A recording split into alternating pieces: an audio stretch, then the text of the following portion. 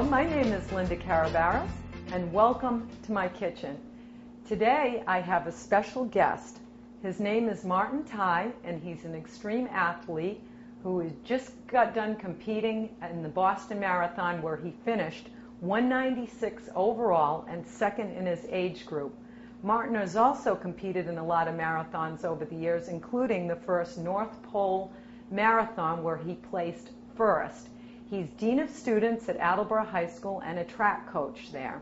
And today we're going to be giving you some training tips and nutritional information that will help not only first-time runners and marathoners, but also anybody that wants to get through a busy, hectic day. It will give you energy and endurance as we prepare one of Martin's favorite dishes, lasagna. So, let me mise en place for the lasagna, and I will introduce you to Martin.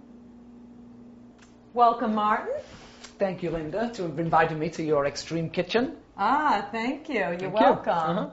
And we're going to be doing one of your favorite dishes, lasagna, which I want to ask you a little bit about your latest competition for the Boston Marathon, and it was actually took place on your 50th birthday. Is that correct? That's right, yes. 50th birthday and used up in the new age category, which was very nice. And did you meet your goals? Yep, I met my goals. I beat Lance Armstrong, which was one of my major goals for that particular day. So that was nice. And I've heard lasagna is one of your favorite meals, or pre-marathon meals. Yeah, it really is a great meal to have for for a pre-marathon meal. And actually, lasagna was the meal that I had for Boston 2008, and it did a nice job for me. Now that's when I hear about things with before marathons as far as carbo loading. Now, why do you want to do that, or what is the advantage to carbo loading, and how soon before the marathon do you want to eat a meal like this? Carbo loading is I believe critical to to running a marathon, and having enough energy and glycogen in your muscles to enable you to make it to the end of the race. Okay. But carbo loading is important, especially the 3 or 4 days prior to the marathon. It is critical. Okay, now up until the marathon, I'm sure you don't want to eat, you want to have a few hours before the marathon, right? Yeah, definitely. I mean, normally my meal prior to actually running, getting up in the morning, having a bagel, not a lot of dairy, because that tends to cause a lot of indigestion in your stomach. So try to keep it to a minimum, the dairy. Okay. Bagel, banana, some potassium, because that again assists in powering those muscles and reduces any muscle cramps that can happen. Oh, all right. Okay. Well, let's start composing our sauce. And what I want to emphasize again to my viewers is, especially with lasagna, mise en place, everything in its place, and is actually a system of kitchen organization and efficiency. And as you can see, I've lined up all of our ingredients that we're going to compose the sauce out of today. And again, you can make the sauce a couple of days in advance, and I usually do a day or two in advance, but this is a quick sauce that I'm going to show you today that you can do in a half hour. And I think the other important thing when you're putting together lasagna is cooking your noodles in advance. And I'll show you how I did that and how I placed them in the refrigerator, so we're ready to go and we can just compose this dish today. And again, when making lasagna, I think that is crucial in composing the dish so that it's quick and easy. So let's start with our sauce, Martin. All right. Okay. Turn on my burner. Now the first thing, and again, I had to take a class at Johnson & Wales in soup stocks and sauces, right? so these are some of the things that I learned too with the sauces. And when they talk about building a sauce, we start out first with maybe 2 to 3 tablespoons of olive oil. So I'm going to put that in the pan. Then we're going to put in 4 to 6 cloves of garlic. So let me add that, and I'm going to have you add the rest of the ingredients. All right, now you want to start that off slow, and the reason being is because you want to sweeten the garlic And you don't want to burn it, and you don't want to brown the garlic. So you're really like sweating the garlic, and it flavors the oil. So that's what you're doing when you saute the garlic for 2 or 3 minutes in the olive oil, is flavoring that oil. And then we're going to add the rest of our ingredients. All right, and most importantly, you do not want to burn the garlic, so you saute it very slowly. Because if you burn the garlic, you will never get that burned flavor out of your sauce. That smells beautiful now, the garlic. All right, Martin, if you wouldn't mind, could you add the sausage, please? And again, I'm just, I only put in about, that's only 2.5 to 3 ounces of hot Italian sausage. And that's really all you need to flavor the sauce, because I especially think Americans, they over-season things. Yeah, exactly. Now we want to just wait a minute and stir that around until it browns. So that's going to take 2 or 3 minutes, and then we'll add the rest of our ingredients. Now, do you add any other meat to this, Linda? No. No? This is just a quick sauce. Yeah. No, this is good, because too much protein before a marathon is not very good. Oh, for, really? Okay. See, I didn't know that. And I never add that much meat, but of course for meat lovers out there, I know that a lot of you like the heavily meat-laden sauces, and that's fine, but I'm just showing you a very basic quick sauce.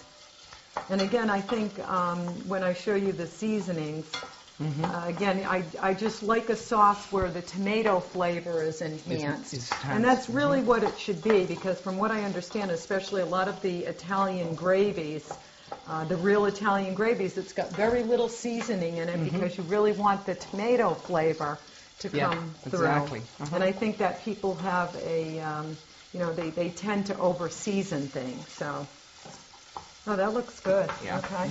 Excellent. Great. All right, that looks good. Now we'll add the rest of the ingredients. All right. I've got a 1 bay leaf and a teaspoon of basil. Okay. Of course, if you like Italian seasoning, add Italian seasoning instead. And now we can add the tomato products. I put in 1 14.5 to 15 ounce of diced tomatoes.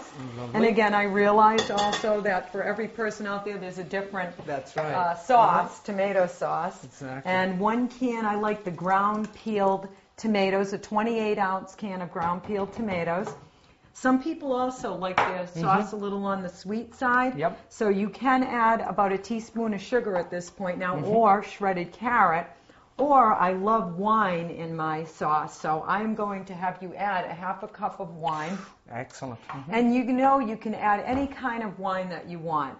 This happens to be Madeira that I've mixed a little Merlot in. So, and I think that will give it a little bit of sweetness with that sweet Madeira. Absolutely wonderful. So that looks great. And I just like the dimension that the wine gives to the sauce. So. I think one of the things that your viewers should know, or the runners that are hoping to do whether it be a marathon or a half marathon or even a 5K, is not to experiment. If they've never had this prior to a race, they really shouldn't be trying this the day before the marathon. I remember a story that I had I travelled to England to run a 100-kilometre road race, which is 62 miles, and I got to about 5 miles, and I'd had this big sort of sausage dinner the night before, and I had sausage before, but I'd not been living in England for 20 years. Oh my goodness! And it had me running the trots for about 20 miles, and I suffered for a long time after that.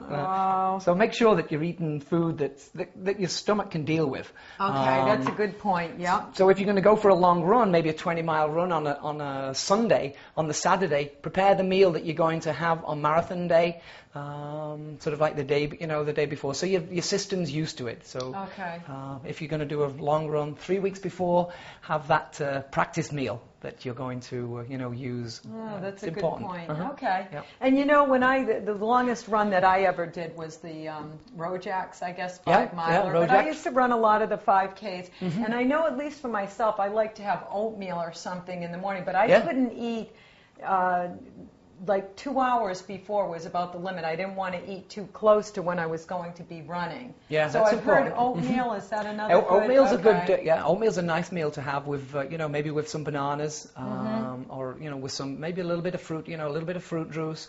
Again, keep away from the dairy, those dairy products because they can upset your stomach quite considerably. Okay. But oatmeal's an excellent, and bagels, they're really good as well. All right. For at least a bagel, 2 bagels, depending upon the distance that you're going to be doing. All right. Okay. And we're just waiting for the sauce now to come up to a nice simmer. And I'll go over that again with what a nice simmer should look like. Because, again, I think a lot of people, they tend to boil this. And, again, it's the slow extraction of flavors that you want in this sauce. So I'll show you what a nice simmer looks like. And it looks like it's just about there. And we're going to turn this down. And we will simmer this for 25 minutes, and I'll show you what the consistency of the sauce should look Fabulous. like. And then we'll get ready to put our lasagna together. Tremendous. And in the meantime, I've got the water boiling on the stove, and I'm just going to show you how to place the lasagna noodles in boiling water so that they don't stick together. All right, Martin, our water has come to a full boil, and I thought I might explain the lasagna noodles because there is a way of putting them into the pot. This is an 8-quart stock pot, and I probably got about 6 to 7 quarts of water in there, and that's what you're going to need so that the noodles separate nicely and they don't all stick together. And there is a way to place them into the pot, which we will demonstrate. And also, I just want to point out to the viewers that they now make the lasagna noodles in the whole grain, and that's what I'm using today. And it's got 3 times the amount of fiber as your regular lasagna noodles. And I really prefer these, the cooked kind. And again, especially if you're doing them the day before, this is so easy to do. And I guess I just like the texture and consistency better than the uncooked. But I do realize that they do have noodles out there that you can just layer in the lasagna. I guess you add a little bit more water to the sauce and absorb them. But this is my personal choice. And so we'll put this together. And so what do you think about the whole grain? I like the whole grain. Yeah, I mean it's an excellent form of carbohydrate. A little bit more complex than than your regular. But again, it's excellent. But again, I wouldn't try it the day before your race if you haven't experimented with this. Okay. But so why don't you drop in? We'll show in. You drop in 2 to 3 at a time at different points of the pot. Okay. Don't dump the whole box in. There we go. Now we wait. I stir a little bit, and wait until those sink down into the pot. All right. There they go. Why wouldn't you just put them all in, Linda? What would happen? Because they would all stick together. Okay. That's why. So now we do 3 more, and we'll do this. We're going to need 12 lasagna noodles for this dish. So we'll just demonstrate with the 6 since I already did 12 ahead of time yesterday. Okay. Yep. And we'll put these in and stir them around. And we'll let that go 10 minutes and go by your package directions. And also, you can season the water with a tablespoon of salt before you put the pasta noodles in. It's funny, Linda. If I was in England now, I wouldn't be doing the lasagna. No pasta. No, that's right. Because why don't you tell us a little bit about where you're from, Mark? Because I'm sure the viewers out there, I'm sure they've detected your accent by now. That's right. I'm from England, which is the northwest of England, in Manchester, which is probably only about 60, 70 miles away from Scotland. And normally our staple would be potatoes. It would be a meat and potatoes dish, maybe a beef and even mashed potatoes and roast potatoes on the same plate. So we would be carbo loading on all those sugars. And it's funny because I often thought about potatoes just Ireland, of course, but it's a big close proximity to England. Yeah, especially the northwest of England. Northwest of England. They love their potatoes. Exactly. That's one of my favorites too. Is that right? Potatoes. Can't beat them. So here we go. We'll let this go. Again, just follow the package directions. This particular kind is 10 minutes, so we're just going to, and stir occasionally, every 3 to 4 minutes. And I think the important thing is too, don't worry about undercooking this because it's going to cook a little bit more in the lasagna. And again, the other thing, I think with the grain pastas, have you found this? They're a little bit chewier, which is personally what I like about them. Yeah, they are. They do tend to, be a little bit more, bit more chewy, which is okay. Now the fiber in them, I know this has 3 times the amount of fiber of the regular lasagna noodles. Is that also something else that's beneficial for running a marathon or any kind of high intensity sport? You wouldn't want too much fiber. Again, you don't want to be going, because fiber can create digestive some digestive issues, and you don't want to be running to the porta potties every so often. Good point. Again, limit the amount of fiber that you do have before you race. Okay. All right. Very good. But overall, for people just in general, this is a better. Okay. Oh, fabulous! Yes, it really is. Okay, we're just going to let this go a few more minutes, and we are ready to compose our lasagna. Yeah, and I'm just looking at all the water, bubbling away here, and we've not really talked about, hydration in the race, in a marathon or any long distance race that you're going to be doing. Right. But making sure that you drink regularly throughout the race. It's a long race, and without those minerals and without the water, you could be struggling when you get to around about 18 or 20 miles. Because once again, you have to be careful about what types of water, but make sure that you're mixing it with water, a Gatorade, or a Powerade. I'd like to ask you about that. That's when I see the people handing the runner a spot. Do you have somebody, or do they have stations, I guess, that hand you? Normally they'll have stations the Boston Marathon is just such a fabulous organization, and they have people every mile with water or Gatorade.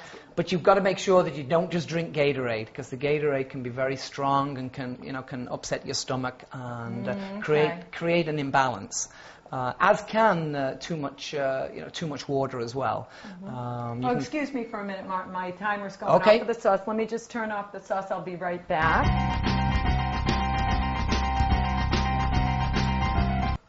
All right. So let me stir that again. So you were saying about every mile they have... they have stations. Yeah, they have water stations, Gatorade, stations, and you choose. It's either on the left or the right, one or the other. But there's a condition called hyperthermia, which is where a person can drink too much water, and people have been known to actually die from that. So really, when you're actually running, if you start to feel your stomach or this slushing around in your stomach, you need to stop drinking for probably at least 30 minutes. You can continue to run, but just stop the drinking, because what happens, it creates an imbalance of all the the minerals in your stomach, and I never realized that. Now, just in the long distance running, that might be a problem. Normally it does. It happens in the long distance running, because you do need to keep yourself hydrated on a regular basis, and if you think about 26 miles, a person can lose up to I want to say about 10 pounds in water. Oh my goodness! I didn't realize they're that. racing. So it's something you have to be careful of. Wow. Yeah. Okay, I never realized that. Yeah. Too much water is not a good thing. Now, what about? Do you eat along the marathon route, or for 26? What is a marathon? By the way, is what 26.2 miles? Is that correct? 26.2 miles, and then obviously the half marathon, 13.1.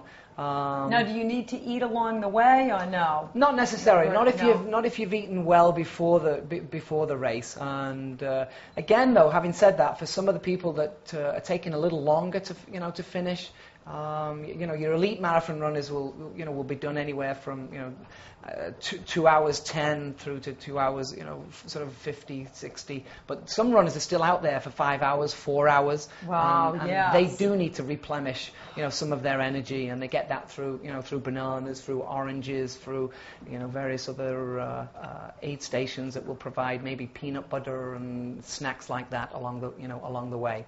Okay. But there's also the little packs of intense sugar. They're called goo.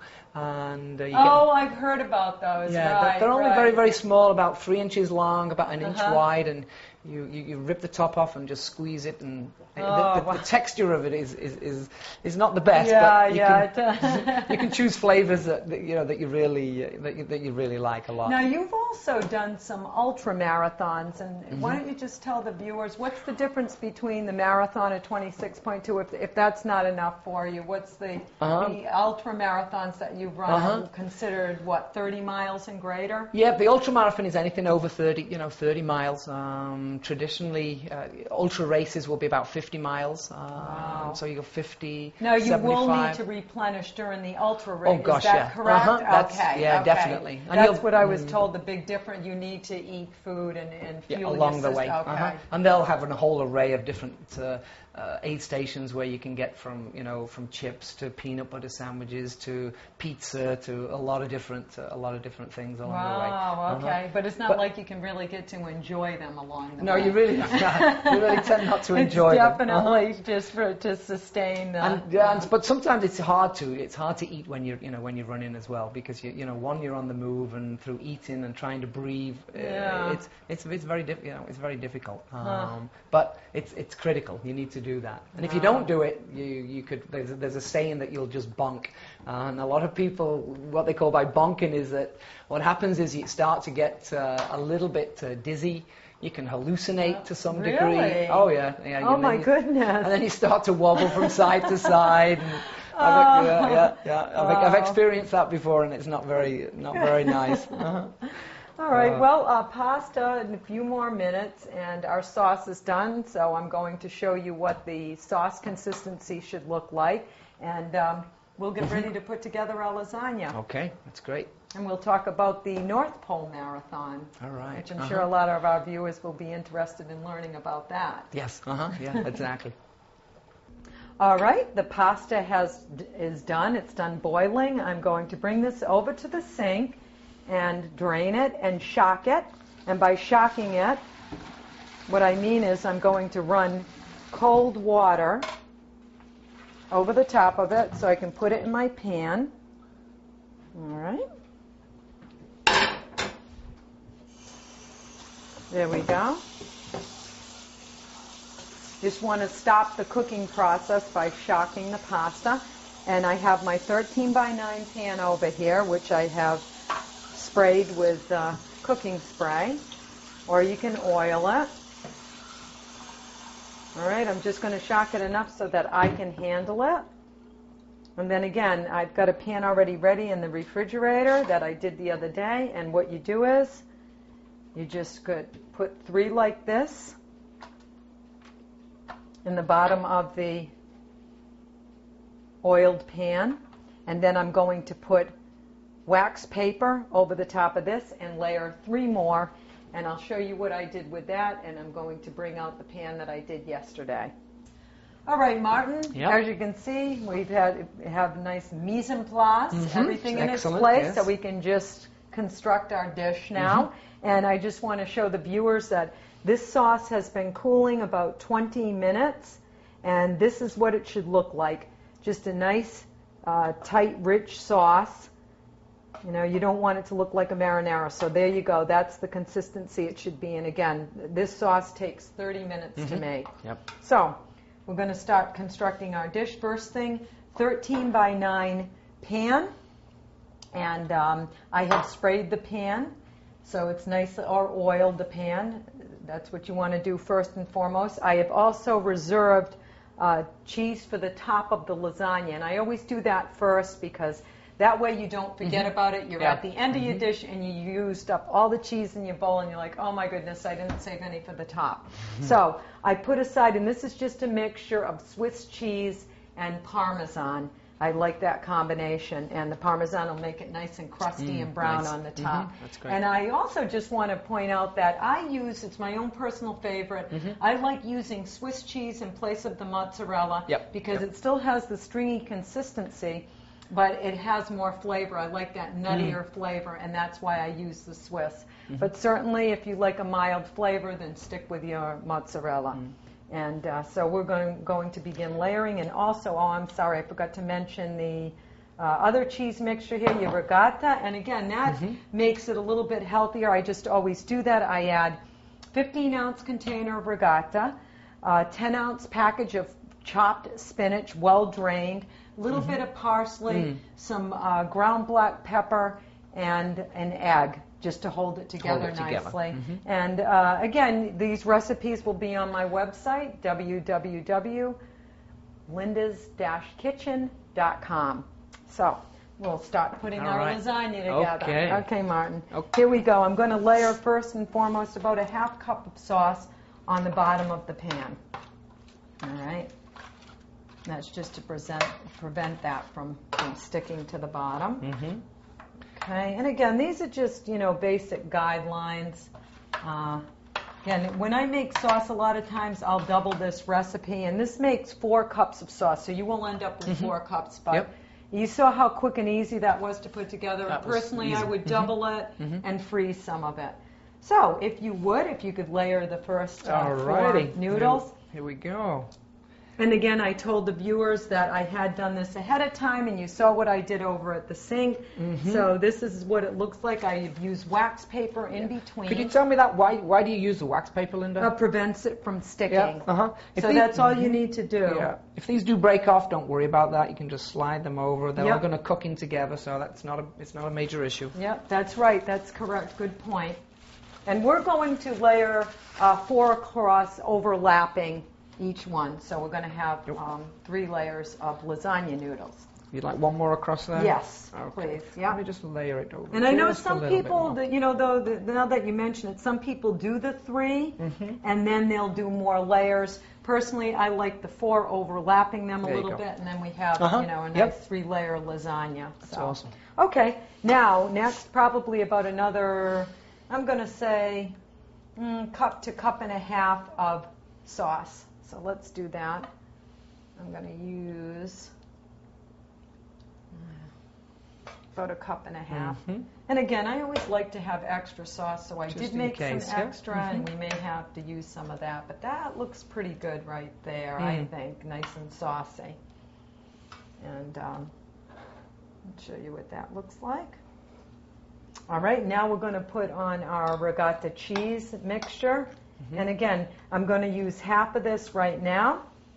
And I would just say, use a spoon like this just to, let me see. There. We're just going to...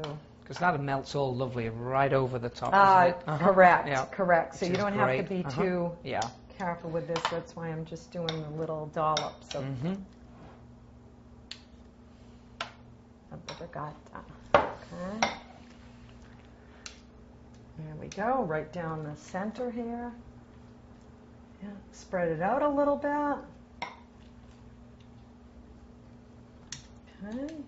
Now, Linda, somebody told me that you work out pretty hardly as well in the in the gym. I do. I do. I actually started working out with weights 23 years ago, and at one point I thought I might compete, but I never got to that stage. But at this point in my life, I just like to get into the gym and work out with the free weights. Yeah, and that's great. Just keep in shape. Us baby boomers have to. That's right. Those spring chickens, we have to take care of our bodies now. Right. And Martin, that's one thing. What would you recommend for somebody just starting out like a baby boomer for walking and then... Well, I think that one of the sad things, I've been living in America now for 20 years, and I think one of the sad things about American society is that we turn to quick foods all the time. And as we can see, we have this beautiful spread here that doesn't really take that long. That's right. Once you start getting into the cooking of it, and as opposed to going to a fast food, you have to do a little bit of planning ahead. Right. But the dividends just pay off. So and I'm glad you mentioned that too, because again, with lasagna, as I emphasized in the beginning, it's planning ahead. Exactly. Yeah. And one of the nice things is with something like this, this can last for 2 or 3 meals. And actually, the second meal is always, I think, a little bit better than the first. You are right. You're right there. Now, just half of that. Martin, we're going to layer half of that on top. Okay. And again, I think we reserve some for the top. Okay.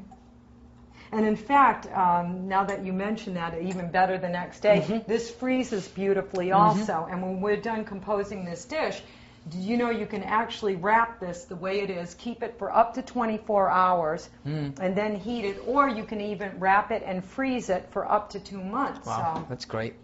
all right, now, if you would, Martin, if you could layer 4 more noodles, Let's do that. overlapping them. Yep. All right. And you know, another thing, too, this is a good hearty dish that we've put a healthy twist on. If you want to use all light cheeses, you can control that by using your part skim regatta and light cheese in this dish. And as you can see, when we put the sauce together, you know, we just used a little bit of meat for flavoring, or for vegetarians, you don't have to use, you know, keep out the meat. So it's a nice versatile dish. All right, now I'm going to layer on a little bit more sauce. And this dish is just about done. So Martin, tell me about some of the ultra marathons. Well, I mean, I think, and especially the North Pole one, yeah. Well, the North Pole was a basic, sort of like a marathon. It was just in an extreme, it was in extreme environments. So we just had to plan for that a little bit differently than what you would for your normal marathon. Which I heard part of that was actually Bliss Brothers Dairy, and that was that must have been interesting. That was pretty extreme in its, in itself. But it was a fabulous experience for myself and also for the students that I work with.